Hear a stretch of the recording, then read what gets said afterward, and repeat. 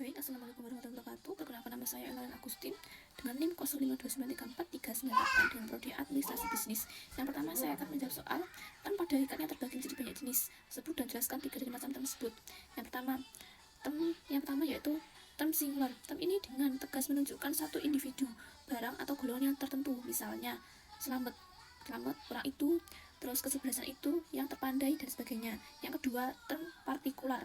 Term ini menunjukkan hanya sebagian dari seluruh luasnya, artinya menunjukkan lebih dari satu, tetapi tidak semua bawahannya. Misalnya beberapa mahasiswa, kebanyakan orang, 4 orang pemuda, dan sebagainya. Yang ketiga, term universal. Term ini menunjukkan seluruh lingkungan dan bawahannya. Misalnya setiap dosen, terus kera adalah bintang, semua orang, dan sebagainya.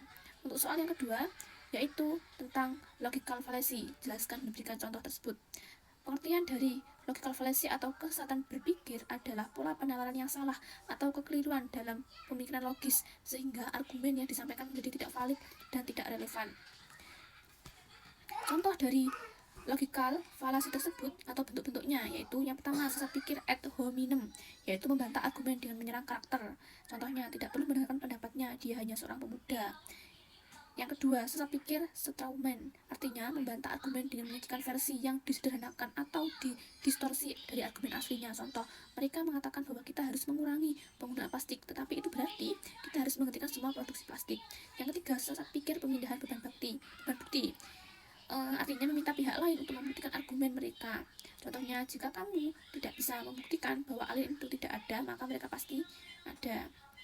Selanjutnya, cara untuk menghindari sesat pikir tersebut atau logical fallacy tersebut yaitu dengan cara 1. Kenali bentuk sesat pikir tersebut, pelajari dan kenali bentuk sesat pikir dan memahami bentuk-bentuk lain, dan waspada dan terus terhadap menghindari tersebut. Kedua, periksa argumen secara kritis. Selalu periksa argumen secara kritis dan teliti. Evaluasi bukti secara relevan. Yang ketiga, gunakan logika yang valid. Pastikan argumen tersebut didasarkan pada logika yang valid dan penalaran yang benar. Hindari mengandalkan emosi atau asumsi tanpa bukti yang kuat. Keempat, memperhatikan konteks dan berpikir kritis. Maksudnya adalah perhatikan konteks argumen tersebut, jangan menyimpulkan sendiri dan jangan berdasarkan dari asumsi orang lain, tetapi tetap berdasarkan bukti yang jelas dan relevan. Selalu berpikir kritis. Latih kemampuan berpikir dengan mempertanyakan asumsi, mencari bukti yang kuat, dan mempertimbangkan dari sudut pandang yang berbeda. Oke, dengan mengenali bukti-bukti tersebut, kita akan terhindar dari kesalahan argumen dan kita akan terus berpikir secara logika dan berpikir secara kritis. Baik, terima kasih. Assalamualaikum warahmatullahi wabarakatuh.